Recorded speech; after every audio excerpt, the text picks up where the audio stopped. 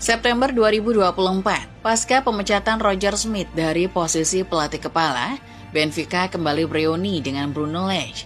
Lage saat itu baru saja menukangi Botafogo.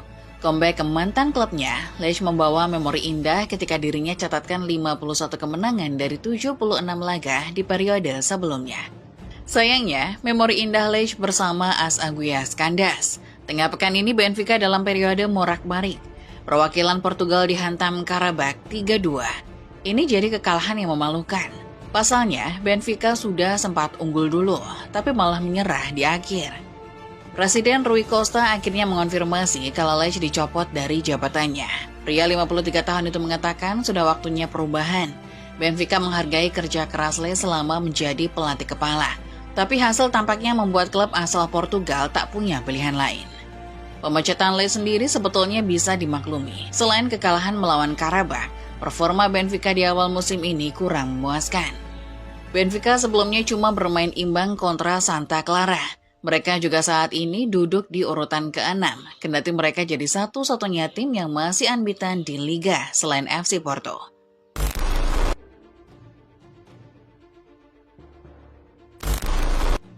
Benfica sendiri sedang bersiap menghadapi fase transisi tahun ini. 25 Oktober mendatang akan ada pemilihan presiden baru. Rui Costa diperkirakan tidak akan menjabat lagi.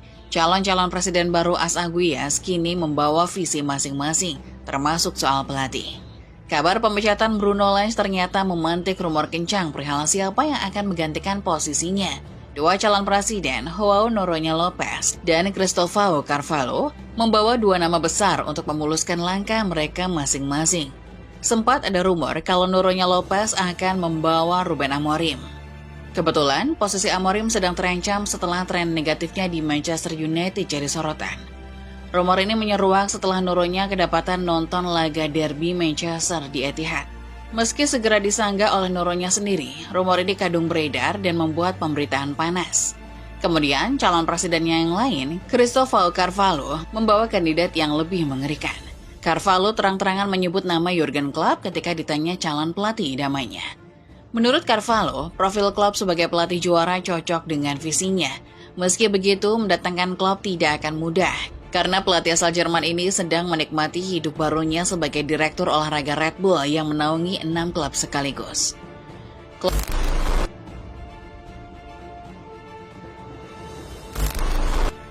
Klopp dan Amorim adalah dua pelatih yang menjanjikan. Namun dengan situasi kedua pelatih yang masih terikat kontrak, dua nama tadi jelas bukan pilihan. Sementara itu, Presiden Rui Costa bergerak cepat. Ketika ditanya siapa calon pelatih Benfica selanjutnya, ia memberi petunjuk dan petunjuk itu mengarah pada satu nama. Jose Mourinho kebetulan sedang menganggur pasca dirinya dipecat dari Fenerbahce.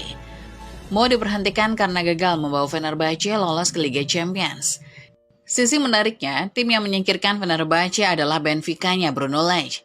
Sekarang, setelah kepergian Lage, Rui Costa memberi satu petunjuk. Kalau calon pengganti Lage adalah Mourinho. Pelatih Benfica haruslah seorang pemenang. Pelatihnya harus seseorang yang memahami tim, mampu membawa tim ke level dan trofi yang kami inginkan, kata Costa ketika ditanya kriteria pelatih Benfica selanjutnya. Perlu dicatat, Mourinho mengawali karir manajerialnya di Benfica pada tahun 2000. Sayangnya, mantan pelatih Chelsea dan Manchester United itu cuma bertahan 10 laga.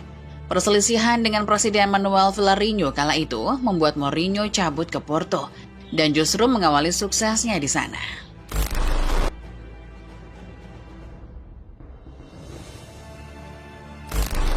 Teka-teki rumor dan spekulasi yang mengaitkan Mourinho dengan Benfica beredar makin luas.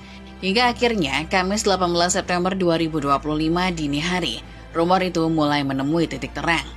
Mourinho tertangkap sedang berada di Lisbon. Setelah mendarat di Lisbon, Mourinho tentu langsung diserbu awak media. Pelatih yang pernah menangani Inter Milan itu dicecar sejumlah pertanyaan terkait minat dari Benfica. Jawaban Mourinho seolah memberi isyarat bahwa ia akan menjadi pelatih AS Aguias selanjutnya. Benfica secara resmi menawari saya apakah saya tertarik. Pelatih macam apa yang bisa menolak Benfica? Bukan saya pastinya. Ketika saya ditawari kesempatan melatih Benfica, saya yakin akan bilang bahwa saya tertarik, bahwa saya mau, katamu kepada awak media.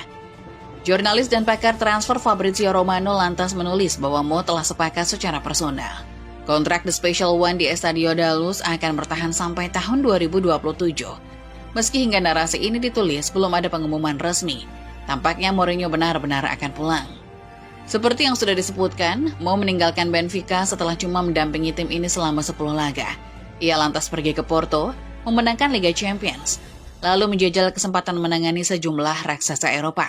Mulai dari Chelsea, Inter Milan, Real Madrid, Manchester United, Tottenham Hotspur sampai AS Roma sudah pernah merasakan sentuhannya. 26 trofi sudah didapat Mourinho selama pengembaraannya di seluruh penjuru benua biru, termasuk 3 titel UEFA yang menjadikannya satu-satunya pelatih dengan trofi UEFA lengkap. Mo kini pulang ke klub lamanya setelah memenangkan sejumlah gelar bergengsi di Eropa.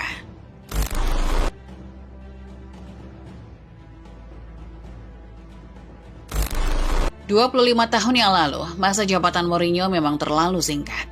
10 laga juga tampaknya belum bisa jadi tolak ukur seperti apa gaya main Mourinho kala itu. Bahkan, Mourinho mungkin belum punya filosofi pasti kala itu.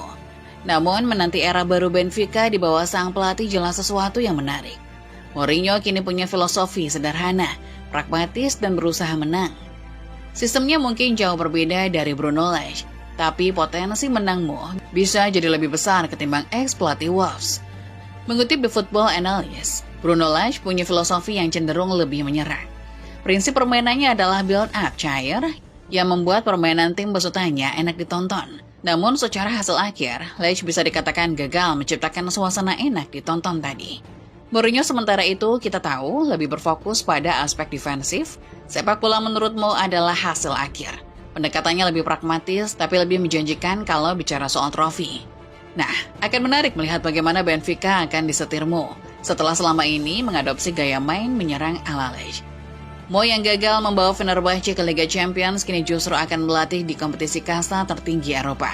Lucunya, ia kini menangani pelatih tim yang menyingkirkan dirinya beberapa pekan lalu. Mo akan berhadapan dengan nama-nama besar macam Chelsea, Newcastle, Leverkusen, dan Ajax. Sementara AS Aguiya setengah berjuang menaikkan kembali pamornya. Mourinho datang untuk menyelamatkan. Nah, menurut kalian, akankah Mo sukses bersama Benfica? Gimana prediksi kalian untuk comeback di Special One?